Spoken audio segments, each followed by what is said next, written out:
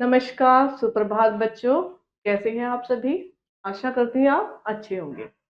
आज पढ़ेंगे हम व्याकरण 5, हमारा अध्याय 2, वर्ण विचार। हमारा अध्याय कौन सा है?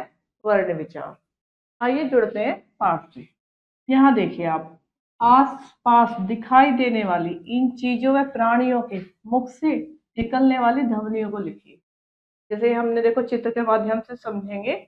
हमारे जो आसपास क्या दिखती हैं? गाड़ियां दिखती हैं, प्राणी दिखते हैं, कुछ यातायात के साधन जैसे बस है, ट्रेन से, कुछ पक्षी दिखते हैं। तो ये कुछ चित्र दिए हैं, इन चित्र के माध्यम से हम इनकी ध्वनियों को समझेंगे। ठीक है, आपको चित्र में कार दिखाई दे रही है। कार का उच्चारण कैसा होता है? पौ पौ। तो हम क्या लिखेंगे बच्चों यहाँ पर? पौ पौ। तो कार की ध्वनि क्या निकलती है? पौ पौ।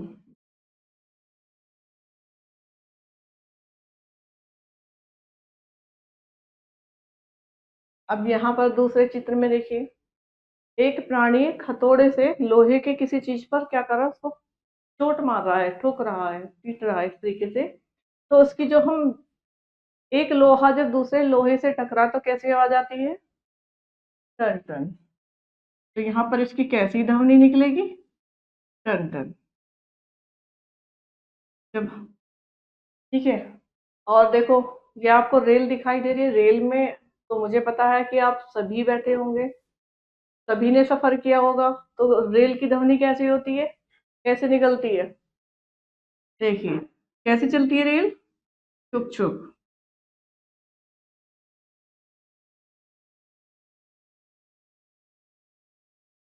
और एक चित्र है, पक्षी है। पक्षी क्या है? कबूतर है। कबूतर भी आपने अपने आसपास देखे होंगे। कबूतर को बोलते हुए भी सुना होगा। तो कबूतर की ध्वनि कैसी निकलती है? कैसे बोलता है कबूतर? कबूतर बोलते हैं गुटरू।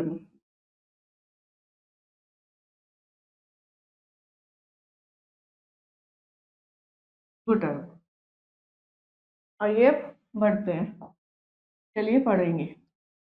जब हम अपने विचारों को बोलकर प्रकट करते हैं, जब हम अपने विचार बोलकर प्रकट करते हैं तो हमारे मुख से ध्वनियां निकलती हैं। जब हम बोलते हैं ना कोई ध्वनि हमारे मुख से जरूर निकलती है। तो इन ध्वनियों को वर्ण कहते हैं। वर्ण भाषा की सबसे छोटी इकाई है। इसके और टुकड़े नहीं किए जा सकते। जो वर्ण क्या है? भाषा की सबसे छोटी इकाई, जिसके हम ज्यादा टुकड़े और टुकड़े नहीं कर सकते, इसके ज्यादा खंड हम नहीं कर सकते। जैसे कहता है खत, खड़ा, पतंग। अब यहाँ देखिए, उपर्युक्त शब्द कुछ ध्वनियों से मिलकर बने हैं। ये जो शब्द है कैसे ध्वनियों से मिलकर बने हैं? जैसे खत शब्द है जमा ए जमा तय जमा ए। तो कितनी ध्वनियां मिलकर एक शब्द बनाया गया है? 4 ध्वनियों से बना है। और एक घड़ा शब्द घ जमा ए जमा डे जमा आ बराबर। तो क्या हो गया? घड़ा शब्द की इसमें कितनी ध्वनियां? आप बोलकर देखिए, बोलकर प्रयास कीजिए। घड़ा। तो कितनी ध्वनियां निकली है? 4। तथा पतंग शब्द पै जमा ए जमा तय जमा ए जमा डे जमा गे जमा ए बराबर कितनी ध्वनियों से मिलकर बना है पतंग शब्द? 7 ध्वनियों। तो इन ध्वनियों के और टुकड़े नहीं हो सकते। अब ये जितनी ध्वनियां हमारे ये है, सारी ध्वनियों को मिलकर एक शब्द बना है। तो इनके हम और टुकड़े बिल्कुल भी नहीं कर सकते। देखिए, भाषा की वह सबसे छोटी इकाई जिसके और टुकड़े नहीं किए जा सकते वर्ण कहलाती है। अब वर्णमाला। देखिए, प्रत्येक भाषा के अपने कुछ निश्चित वर्ण होते हैं। कोई सी भी भाषा हो, अपने कुछ निश्चित वर्ण होते हैं जिन्हें एक से ही क्रम में लिखने पर वर्णमाला बनती है। या वर्णों के क्रमबद्ध और व्यवस्थित समूह को वर्णमाला कहते हैं। अब पढ़ेंगे हम वर्णों के भेद। क्या पढ़ेंगे हम? वर्णों के भेद। यहाँ देखिए, हिंदी वर्णमाला में 2 प्रकार के वर्ण हैं। कौन कौन से? स्वर तथा व्यंजन। कौन कौन से भेद है? स्वर तथा व्यंजन। यहाँ देखिए स्वर, स्वर का उच्चारण स्वतंत्र किया जा सकता है। देखिए जो स्वर का उच्चारण है कैसे किया जा सकता है, बिल्कुल स्वतंत्र किया जा सकता है। इनके उच्चारण के लिए किसी अन्य वर्ण की सहायता की आवश्यकता नहीं पड़ती।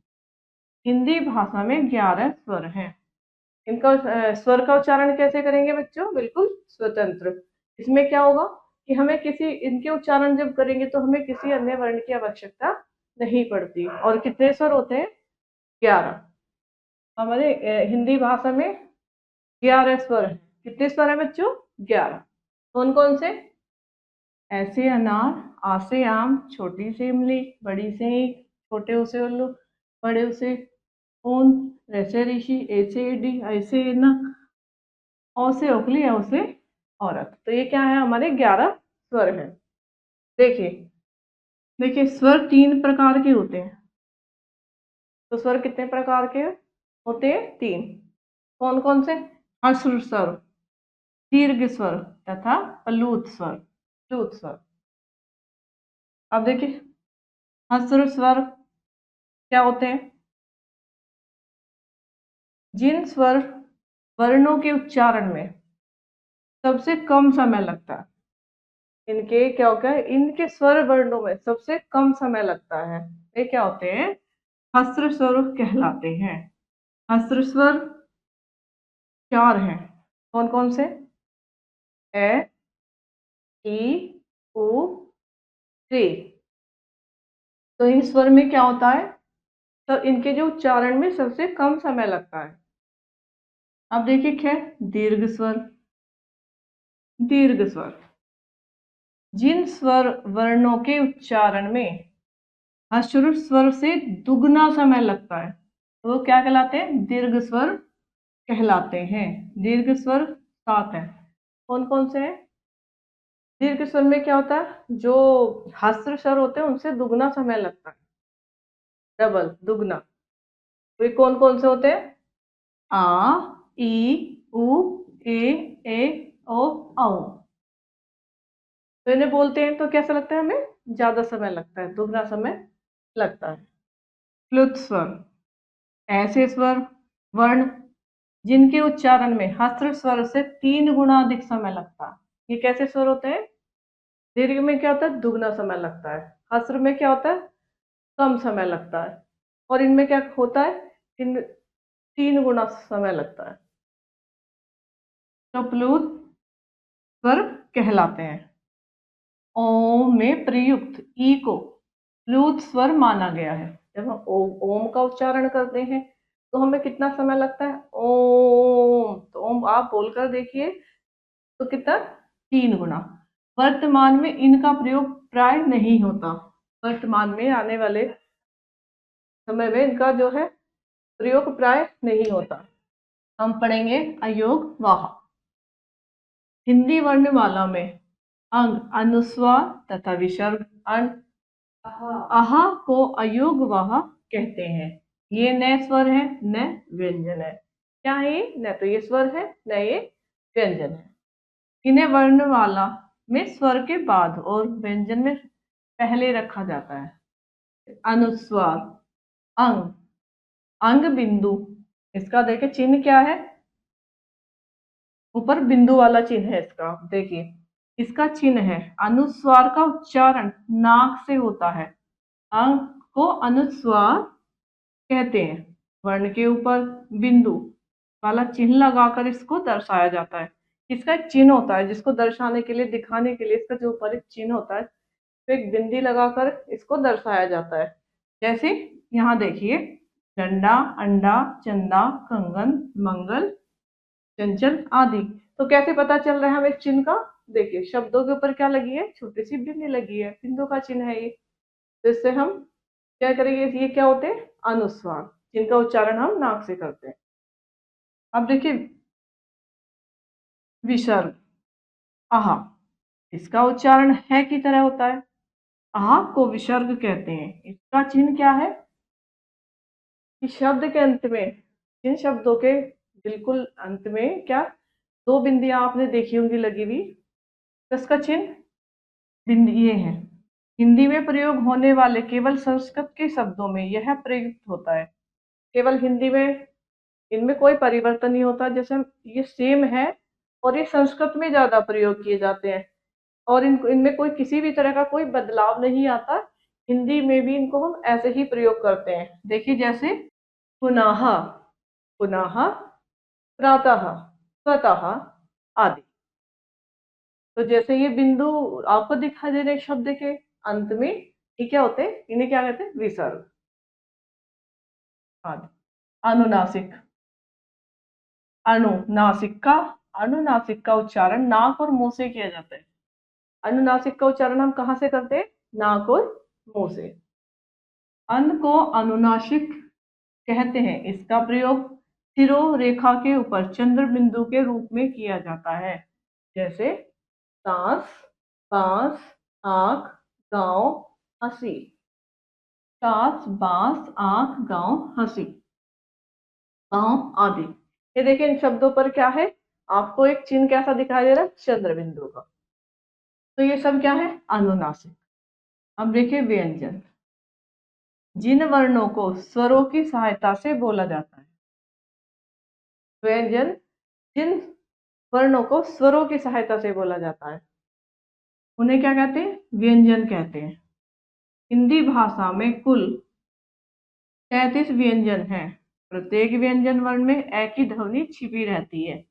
जैसे क जमा ए बराबर क, ज जमा ए बराबर ज आदि। इसमें क्या होता है, देखो क्या वर्णों को स्वरों की सहायता से क्या किया जाता है, बोला जाता है। और हिंदी भाषा में कुल 33 व्यंजन है। कितने व्यंजन है, 33। और प्रत्येक व्यंजन को वर्ण में, प्रत्येक व्यंजन वर्ण में ए की ध्वनि क्या रहती है, बिल्कुल छिपी रहती है। ये देखिए जैसे मैंने अभी आपको एग्जांपल उदाहरण दिए थे। अच्छा देखिए व्यंजन 3 प्रकार के होते हैं। कितने प्रकार के होते हैं, व्यंजन होते हैं 3 प्रकार के। आइए जानते हैं कौन कौन से। स्पर्श व्यंजन, अंतस्थ व्यंजन तथा उसमें व्यंजन। अब देखिए स्पर्श व्यंजन, ऐसे व्यंजन जिनका उच्चारण करते समय जिह्वा, जिह्वा मतलब हमारी जीभ, कंठ, तालु, मूर्धा, दंत या होस्ट को स्पर्श करती है। जो हमारी जीभ हमारे कंठ को स्पर्श करती है, तालु को, मूर्धा, दंत या हमारे होठों को स्पर्श करती है, उन्हें हम क्या कहते हैं, स्पर्श व्यंजन कहते हैं। कैसे मैतक के व्यंजन इसी श्रेणी के व्यंजन है, जो इस प्रकार है, का, खा, गा, घा, अंगा, च, छ, ज, झ, इया, ट, ठ, ड, ढ, अण, त, थ, द, ध, न, प, फ, ब, भ, म। तो ये क्या है, स्पर्श व्यंजन कैसे मैतक इसी श्रेणी के व्यंजन है। देखिए अंतस्थ व्यंजन, अंतस्थ व्यंजन ऐसे व्यंजन जिनका उच्चारण करते समय वायु कंठ, जिह्वा और तालु को स्पर्श करती है। ये कैसे व्यंजन है, जिनका जब हम उच्चारण करते हैं तो वायु, हवा, कंठ और जिह्वा हमारे जीभ और तालु को स्पर्श करती है। इन्हें क्या कहेंगे, अंतस्थ व्यंजन कहते हैं। अंतस्थ व्यंजन 4 हैं, कौन कौन से, य, र, ल, व। तो ये क्या है, हमारे 4 अंतस्थ व्यंजन है। देखिए उसमें व्यंजन, ऐसे व्यंजन जिनका उच्चारण करते समय मुख से, मुख में ऊष्मा उत्पन्न होती है। कैसे व्यंजन, जब जिनका हम, जिस समय हम इनका उच्चारण करते हैं तो हमारे मुख में क्या होती है, ऊष्मा उत्पन्न होती है। तो इन्हें क्या कहेंगे, इन्हें ऊष्म व्यंजन कहते हैं। ऊष्म व्यंजन भी 4 है, च, श, च, है। जैसे हम बोलते हैं ना, भाप से हमारे मुंह से निकलती है। अच्छा संयुक्त व्यंजन, अब क्या पढ़ रहे हैं हम, संयुक्त व्यंजन।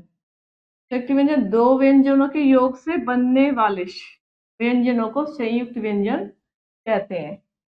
किससे बनते हैं? दो व्यंजनों के योग से बनने वाले व्यंजनों को संयुक्त व्यंजन कहते हैं।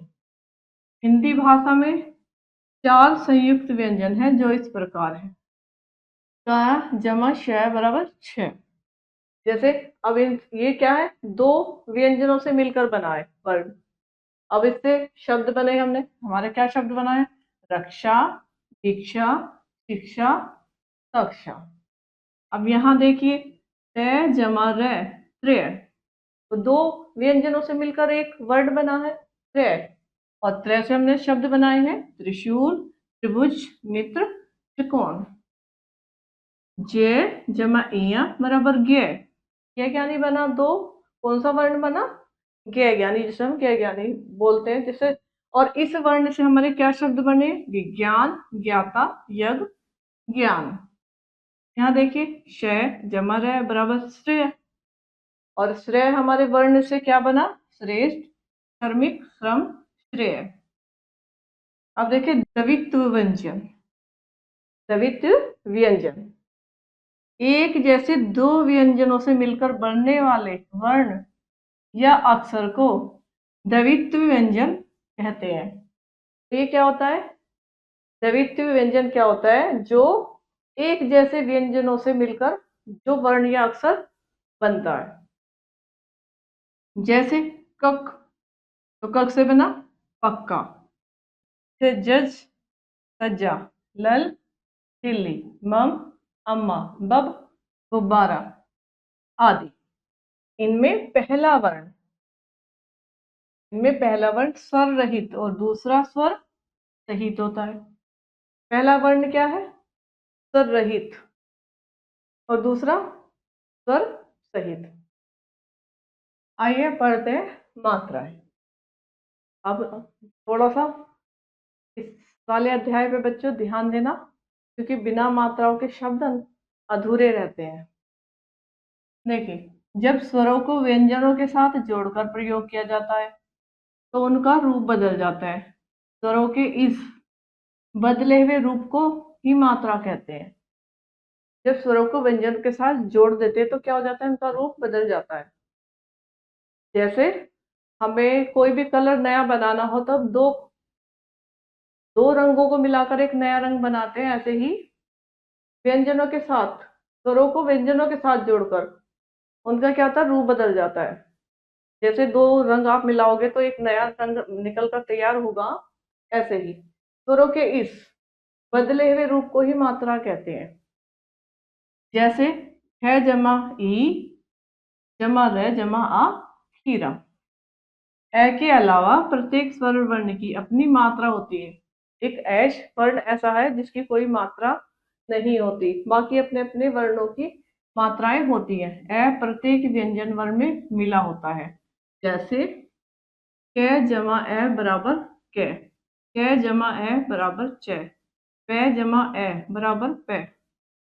बिना ए के हम व्यंजन वर्ण को हलत, ये देखिए इसका चिन्ह आपको दिखाई दे रहा है, लगाकर क च प के रूप में लिख सकते हैं तो लेकिन बोल नहीं सकते। तो क्या होते हैं?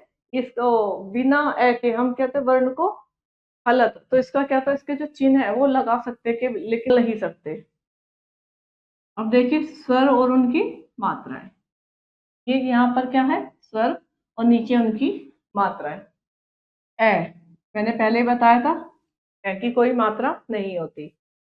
आ की, ये देखिए आ की मात्रा, छोटी ई की मात्रा, बड़ी ई की मात्रा, छोटे ऊ की मात्रा, बड़े ऊ की मात्रा, ऐसे ऋषि की मात्रा, ई से एडी वाली मात्रा, ए की मात्रा, ओ की मात्रा, औ की मात्रा।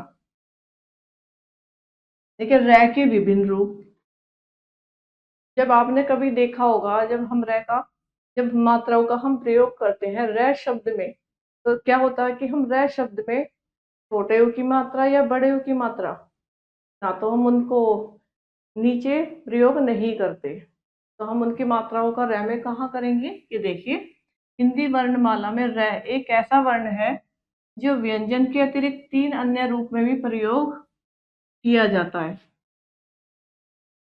जब रै स्वर रहित व्यंजन के पहले आता है तो वह व्यंजन के ऊपर, आपने देखा नहीं, कुछ शब्दों में रै को ऊपर प्रयोग किया जाता है। ये देखिए यहाँ पे कहाँ पर इसका चिन्ह के रूप में लगता है। जैसे देखिए कर्म, धर्म, वर्षा, स्वीकार्य आदि। क्या है तो रै का, देखो रै का रूप कहाँ दिख रहा है, कहाँ है रै का प्रयोग, कहाँ पर है, शब्दों के ऊपर। इसका प्रयोग रै का कहाँ करेंगे, शब्दों के ऊपर। जब रै स्वर रहित व्यंजन के बाद में आता है, बाद आता है तो वह व्यंजन की खड़ी पाई के नीचे की ओर पधेन, देखिए इसका जो चिन्ह दिखाई दे रहा है आपको, रूप में लगता है। यहाँ देखिए जैसे प्रकाश, क्रम, ग्रह, प्रकार आदि। प्रकाश में देखिए शब्द के कहाँ पर रह का चिन्ह आया हुआ है, ये देखिए, ये ग्रह, प्रकार आदि। और स्वर रहित ट, ठ, ड, ढ के साथ रह के पदेन रूप का प्रयोग इस चिन्ह, ये देखिए यहाँ पर एक चिन्ह आपको दिखाई दे रहा होगा, के रूप में किया जाता है। जैसे ड्रम, ट्रक, ट्रॉली आदि। तो इसका रह का देखना कहाँ पर प्रयोग है, पदेन के रूप में ट्रक। हम ऐसे थोड़ी ना लिखेंगे रह के ट्रक, तो ये बोला जाएगा ट्रक, ड्राम, ट्रॉली आदि। आइए अब पढ़ते हैं वर्ण विच्छेद। अब क्या पढ़ेंगे हम, वर्ण विच्छेद। शब्द के प्रत्येक वर्ण को अलग अलग करके लिखने की क्रिया को वर्ण विच्छेद कहते हैं। जैसे किताब, क जमा ई जमा त जमा आ जमा ब जमा ए। तो सारे वर्ण को हमने इकट्ठा किया, जोड़ दिया, तो हमारा एक शब्द बन गया किताब। तो इसे क्या कहते हैं, वर्ण विच्छेद, जहां वर्णों को तोड़ तोड़ कर तोड़ा जाता है। पोटली, प जमा ओ जमा ट जमा ए जमा ल ई, पड़ी। पोटली, पोटली का देखो कितने वर्णों को हमने अलग अलग खंड इसके हो रखे हैं। यहाँ देखिए विद्यालय, व जमा ई जमा द जमा य जमा आ जमा ल जमा अ जमा य जमा ए। तो वर्णों का देखो, वर्ण कितने विच्छेद है, वर्णों का विच्छेद किस तरीके से, और एक शब्द हमारा विद्यालय बना हुआ है।